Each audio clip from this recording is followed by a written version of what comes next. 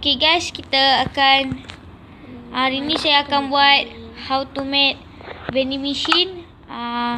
Tak ada besar sangat, kecil je, tapi tak boleh letak makanan. Simple je saya buat. Okay, ini macam saya dah buat. Sorry let's sikit. Okay, ni dua ni saya dah buat, kan, dua ni. So kita akan buat lagi. Kita akan buat colour lain. Saya akan buat colour lain. Okay, kali ni saya akan pakai colour orange. Kita akan pakai barang, iaitu ada berapa? 5 barang. Okay, iaitu orange block dan karpet kita tukar lime. Okay, glowstone dengan button. Itu je kita perlukan. First kita ada button di sini sesat.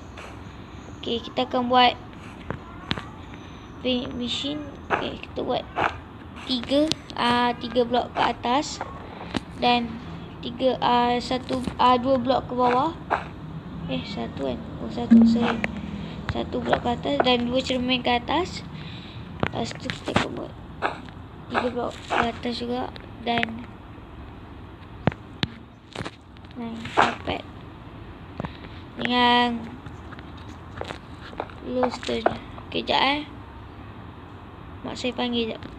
Okay guys, dah siap saya punya vending machine. Itu saja.